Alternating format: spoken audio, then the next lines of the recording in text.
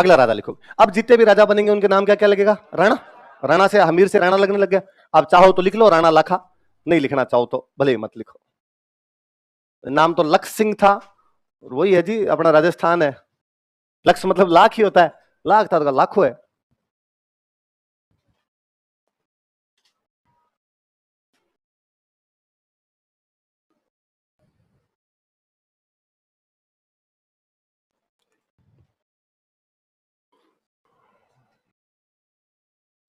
राणा लाखा।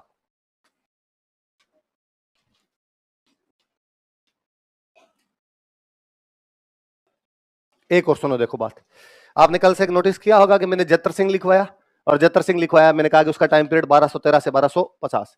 आज मैंने शुरू किया रतन सिंह, डायरेक्ट 1302, फिर मैं हमीर पर गया 1326, फिर हम लाखा पढ़ रहे हैं 1320। आपको लग सकता है कि सर बीच वाले कहां गए, है ना? हमारा उद्देश्य राजाओं की पीढ़ियों का हिसाब किताब रखना नहीं है। हमारा उद्देश्य केवल उन राजाओं के बारे में जानना है जिन्होंने कोई ढंग के काम किए थे। यदि वो भई भाट बनने वाला काम करना हो, वंशावली लेखन करनी हो आपको, तो हम सारे राजा लिख लें। वंशावली लेखन अपने को नहीं करनी है तो बाद में उन राजाओं के बारे में पढ़ लिया जाए जिन्होंने ढंग के काम किए। फिर मुझे याद आता है, कई बार कोई स्टूडेंट बीच में मिलता है मुझे, वो कहता है सर रुको रुको, एक तेज सिंह और हुआ था सर, उसके टाइम में श्रावक प्रतिक्रमण सूत्र चूर्णी, वो एक लंबा चौड़ा नाम और याद करके आता है सर, ऐसा भी कुछ हुआ था। हाँ, हम चित्रकला पढ़ेंगे तब वो पढ़ेंगे, चित्रकला पढ़ेंगे तब उसके बारे में पढ़ें, वरना मैं वो भी यही लिखवाने लग जाऊं तो फिर चित्रकला में लिखवाऊं क्या?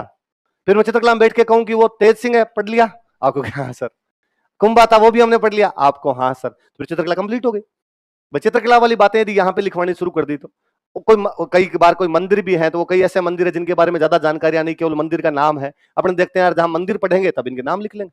यहाँ पर उन राजाओं के बारे में पढ़ लिया जाए जिन्होंने कोई ढंग के काम किए, जिनकी वजह से हिस्ट्री में थोड़े ट्विस्ट आए, जिनकी वजह से कोई ऐसी चीजें दिखाई देती है अपने को जो आगे वाले इतिहास पे भी प्रभाव छोड़ती है, तो वो पढ़ लेते हैं। आई बात समझ में? तो कोई दिमाग में ये डाउट मत लाना कि सर 64 के बाद 82 बीच वाले कहां गए। न तो बीच वाले कभी सर ने याद किए, ना कभी आपको याद करने हैं, क्योंकि सर को यह शौक कभी नहीं रहा कि इन सब के नाम याद करने हैं अपने को।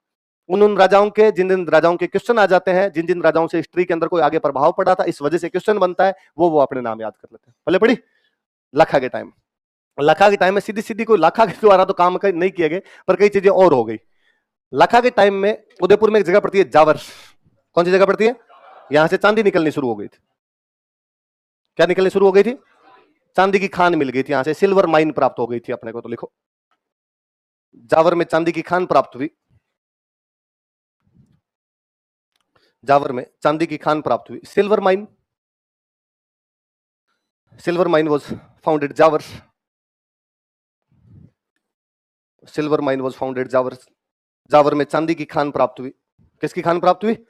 चांदी की खान प्राप्त होती। आगे आप जब ज्योग्राफी पढ़ेंगे तो ज्योग्राफी में और पढ़ेंगे कि जावर में खनिज प्राप्त होते हैं, तो खनिजों के अंदर आप वापस पढ़ लेंगे कौन कौन से क्या क्या खनिज प्राप्त होते हैं। पर ज्योग्राफी में केवल इतना ही पढ़ते हो कि जावर में ये खान मिलते हैं, अपने तब वहां पे दिमाग में रखना कि जावर में ये जो चांदी मिलने लगी थी, कौन से राजा के टाइम में मिलने लगी थी? राणा लाखा। ये बात इसलिए लिखवानी इंपॉर्टेंट है, या इसलिए हम हिस्ट्री के अंदर इसको याद करते हैं। जब हम कह रहे हैं कि मेवाड़ वालों को जावर में चांदी की खान निकल गई थी, तो इससे मेवाड़ की आर्थिक स्थिति मजबूत होगी या कमजोर हो जाएगी? मजबूत हो जाएगी। मतलब मेवाड़ में चांदी निकली तो मेवाड़ वालों की चांदी चांदी हो गई। यही बात बताने के लिए यहां पे हम लिखते हैं। कहते हैं इसी के टाइम में, लखा के टाइम में एक कोई बंजारा था। कौन था? एक बंजारा था, और उस बंजारे ने उदयपुर के अंदर एक झील बनाई थी, पिछोला। कौन सी झील बनवाई थी? कहा जाता है कि यहाँ पे गांव पड़ता था, पिछोली, पिछोली गांव था, उस पिछोली गांव के पास में बनाई गई, इसलिए झील का नाम क्या पड़ गया? लिखो, बंजारे ने उदयपुर में पिछोला झील का निर्माण करवाया था। उदयपुर के पास आ गई अब तो, वैसे उस टाइम तो उदयपुर था ही नहीं। बंजारे ने उदयपुर में पिछोला झील का निर्माण करवाया था। Banjara constructed lake Pichola at Udaipur. Banjara constructed lake Pichola at Udaipur. बंजारे ने पिछोला में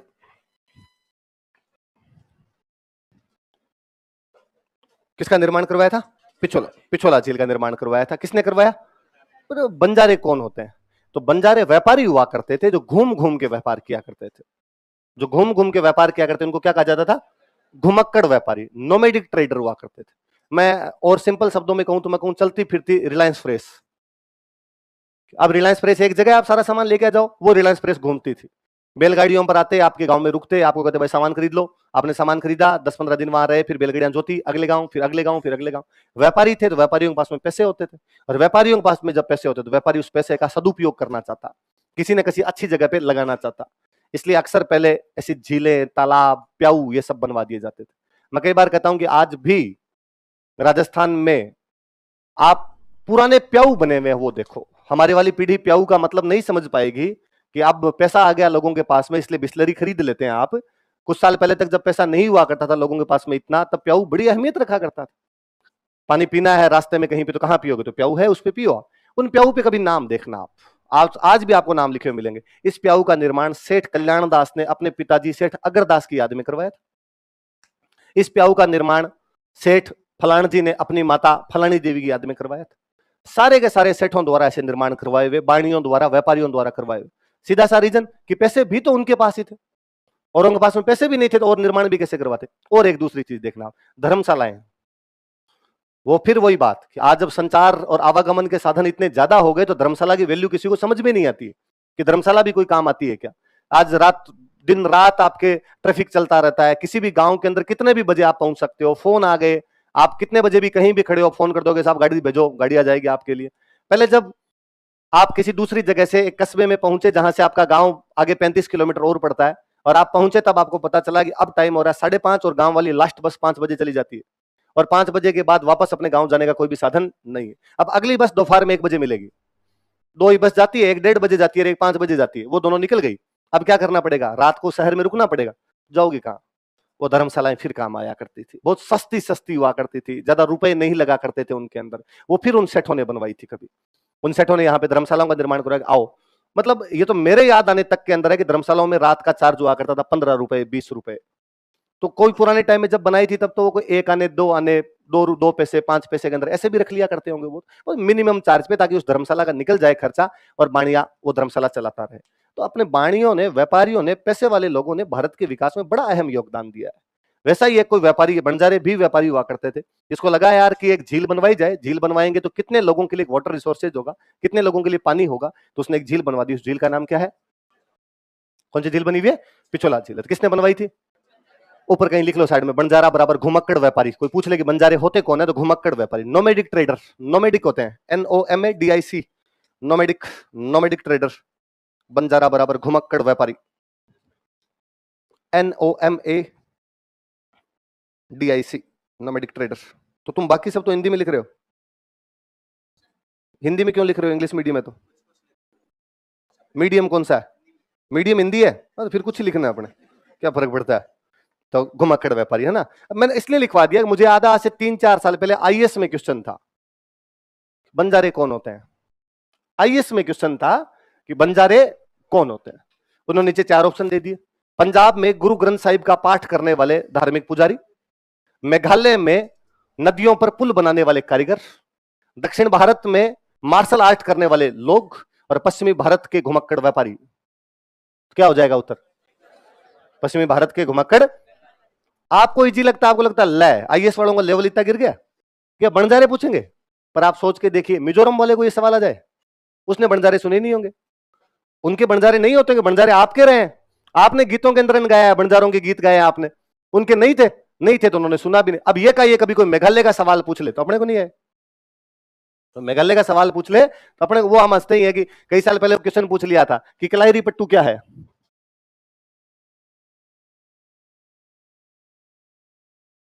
कलायरी पट्टू क्या है, क्या पूछा था, साउथ इंडिया की मार्शल आर्ट है, साउथ इंडिया की क्या है कि मार्शल।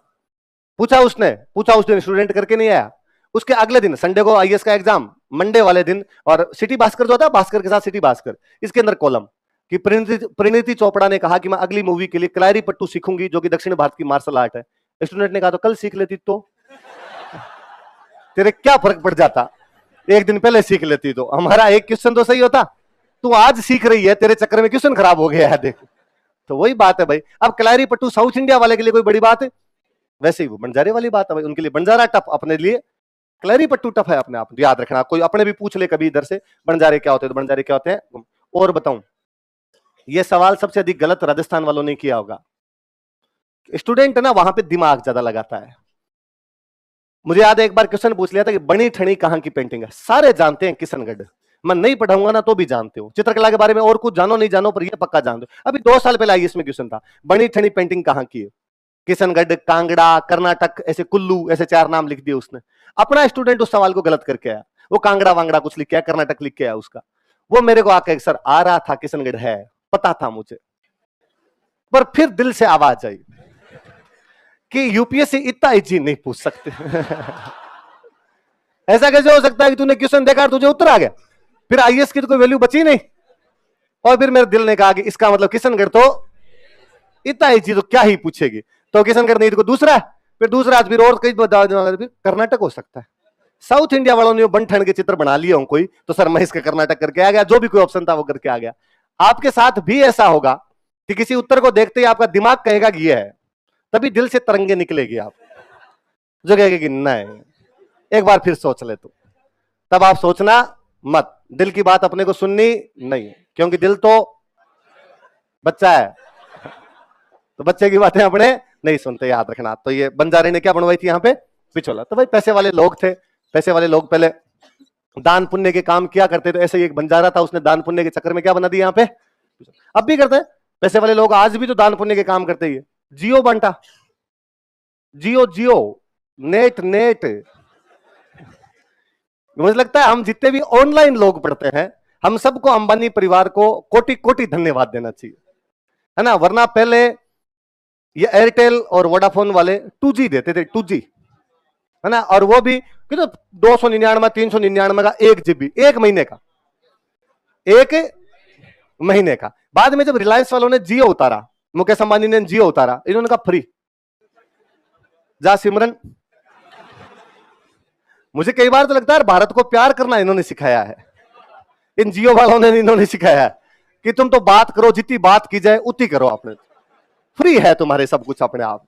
तो पैसे वाला आदमी ही दान पुण्य कर सकता है भाई, तो उसने दान पुण्य वो कर दिया, दान पुण्य के तरीके बदल गए। अब दान पुण्य का तरीका क्या आ गया आपके, जियो आ गया, तो जियो वाला कर दो आपने, तो वही बात है। तो बंजारे ने क्या बनवा दी थी, झील बना। अब सुनो एक लाखा जी के, एक तो वो एक और लिख लो पहले। इस पिछोला के पास में एक चबूतरा बना हुआ है, हम कहते हैं नटनी का चबूतरा है। किसका चबूतरा है, लिख लो, मैं बात बताता हूं फिर। पिछोला झील के पास नटनी का चबूतरा बना हुआ है। नटनी का चबूतरा is located near lake Pichola. Pichola झील के पास नटनी का चबूतरा बना हुआ है। नटनी का चबूतरा is located near lake Pichola.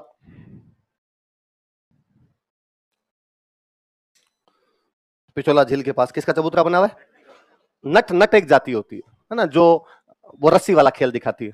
2 रस्सियां बांधी, 2 पोल बांधे, उनके बीच में क्या बांधी, रस्सी, और बाद में वो महिला जो उस पर चलती, नट की महिला, इसलिए क्या हो गई नट। कहते एक बार राणा जी का दरबार लगा हुआ, और राणा जी के दरबार में कोई एक नट आया, और नट ने आकर सर मैं नट हूं और मैं रस्सी वाला खेल दिखाता हूं। राणा जी ने कहा इसमें कौन सी बड़ी बात है, सारे नट रस्सी वाला खेल ही दिखाते हैं, मुझे सर मैं अच्छा दिखाता हूं, तो अच्छे वाला तू क्या कर देता है। तो उसने कहा मेरी नटनी पिछोला क्रॉस कर सकती है। क्या क्रॉस कर सकती है, और पिछोला बहुत लंबी पड़ी है भाई। राणा जी ने कहा सुबह सुबह मैं ही मिला तेरे को, पिछोला इतनी लंबी है यार, इधर से उधर सिक्का फेंका जाए तो नहीं पहुंचे, और तू उसको नटनी तेरी क्रॉस कर जाएगी रस्सी से इसको। उसने कहा हाँ सब कर जाए। लाखा जी ने कहा, राणा जी ने कहा मैं नहीं मानता क्रॉस करेगी नहीं करे। उसने कहा कर जाए तो राणा जी फॉर्म में आए। राणा जी ने कहा आधा मेवाड़, यदि क्रॉस कर जाए तो मैं इनाम में क्या दे दूंगा। उसने कहा साहब 2 दिन बाद में करवा लो। 2 दिन के अंदर पूरे मेवाड़ में घोषणा करवाई गई कि भाई नटनी पिछोला क्रॉस करेगी, देखने के लिए आइए। मूवी हाउसफुल, भयंकर भयंकर लोग देखने। राणा जी खुद गए, मंत्री गए सारे, कहते भाई नटनी आधी पिछोला क्रॉस कर गई थी। अब जनता हुटिंग करे उधर से, यस थोड़ी सी हो रहा है बस। राणा जी का कलेजा धक धक करे। राणा जी सोचे इधर वाला आधा देना पड़ेगा कि इधर वाला दूं, टैक्स इधर से कम मिलता है उधर से कम मिलता है। राणा जी ने देखा कि उनके पास में जो मंत्री बैठे थे वो मंत्री भी सारे राजी हो रहे हैं, तो राणा जी ने अपने जो पास में मंत्री बैठे थे उसको कहा इधर देख रहे हैं, यदि क्रॉस कर गई ना तो मुझे आधा मेवाड़ देना पड़ेगा। आधा मेवाड़ दिया तो मैं आधा राणा, फिर पूरे प्रदेश का राणा बचा नहीं, मेरी पावर आधी, और मेरी पावर आधी तो मंत्री भी आधे, तू हटेगा। उसने कहा तो ध्यान दिया ही नहीं, तो अब दे ले ध्यान। तो उसके दिमाग में क्या किया जाए, तो कहते वो नटनी जो थी उसका बच्चा पास में खेल रहा है। ऐसी कहानियां हैं कि उसका बच्चा पास में खेल रहा था, उसने बच्चे को बुला के जरा, बच्चा भाग गया, हाँ अंकल क्या, थप्पड़ मारा खींच के थप्पड़ मारा, तो बच्चा रोया। बच्चा आज भी कहीं रोए मम्मी का ध्यान उधर जाता है। मुझे हमेशा लगता है यार मम्मियों का ध्यान दो चीजों की तरफ पक्का चला जाता है, एक तो बच्चा रोए, एक दूध उफड़ जाए। कहीं उफड़ जाओ मम्मी को पता चल ही जाता है। अरे तुम्हें कैसे पता चला? पर पता चलता है। तो जैसे बच्चा रोया, बेचारी नटनी जो रस्सी पे चल रही थी उसका ध्यान उधर गया, अरे मेरा बच्चा रोया। ध्यान का ही तो खेल होता है, कंसंट्रेशन ही तो है वो बेचारी अंदर गिर गई। अंदर गिर गई तो बाकी सब तो अवाक, अरे क्या हो गया? राणा दिन का यस। बच गए इस बार।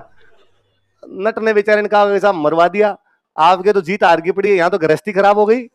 एक ही नटनी थी, तो कहा चबूतरा बनवा देंगे, तुम कभी कभी आके उधर फीलिंग ले लिया कर। और तो क्या क्या ही किया जाए। ऐसी कहानी है कि कोई नटनी थी। अब ऐसी कहानियां राजस्थान में खूब सारी है, जगह जगह ऐसी कहानियां कि नटनी यूं क्रॉस कर रही थी, ऐसे डूब गई थी।